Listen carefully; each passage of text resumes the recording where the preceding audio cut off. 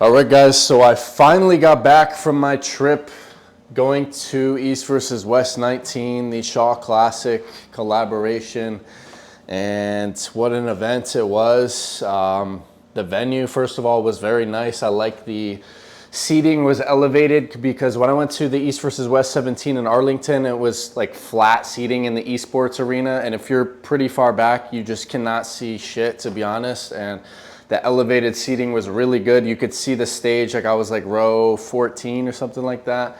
I could see the stage, like the action, it was a good angle. The production was really good. You could tell the production team was working really hard. They had their headsets on. I like some of the stuff they did with the walkouts. The walkouts were nice with the smoke and, you know, the way they controlled the lighting and everything. Like the production was really good from seeing it in person, at least. I didn't see the pay-per-view, but as far as the matches, I got 6 out of the 10 predictions right, 4 of them wrong.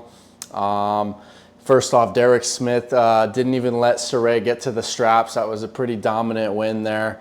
So good job to Derek. Another match that was pretty notable was Pavlo versus Riekert. I predicted Pavlo to win, and if you saw that first round, he was looking real good, but obviously the unfortunate injury in the second round there sucks to see. I think Pablo had another injury somewhat recently in the past, so you know, injuries are part of the sport, but definitely never a fun thing. But what other matches were notable? Gabriella just completely dominating her match. I predicted her to win. It was pretty convincing.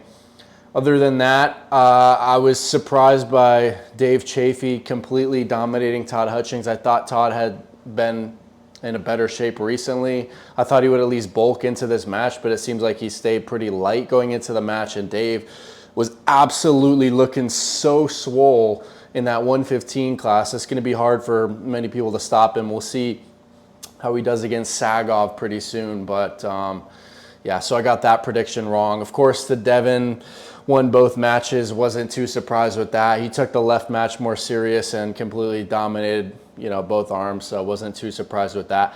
Now, the Brandon Allen and Brian Shaw match, that was a great match.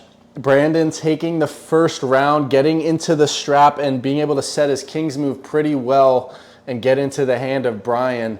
But then after that, Brian made some adjustments. He had Corey Miller in his corner, and he was just clamping on that thumb, not letting Brandon slip, even Brandon trying to slip underneath, trying to do everything he could. But that grip strength, that crushing strength of Brian Shaw was so apparent there. So that was pretty impressive.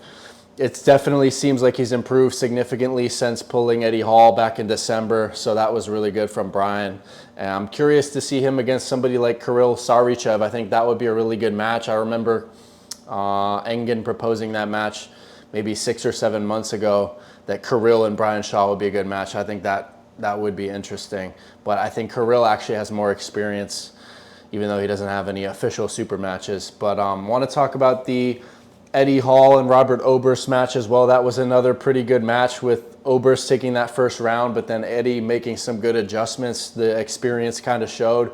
He had Neil Pickup in his corner, giving him some good advice there. He made an adjustment and was able to hit for a really good position. From there, it was easy for him. So Eddie looking pretty good, even though he's barely even training for arm wrestling. He said he only had 5 table sessions going into that match, so that's interesting. So overall, really good event, seeing it in person, East vs. West 19, and I know there's some drama going on with like the website being hacked and stuff, so I'm going to look into that. I'm going to make some more videos on that. I'm going to get back to consistent arm wrestling content, guys, so look forward to that. But let me know your thoughts on this event. Did you watch the pay-per-view? Were you there in person? What did you think? Let me know in the comment section, guys. Thanks for watching.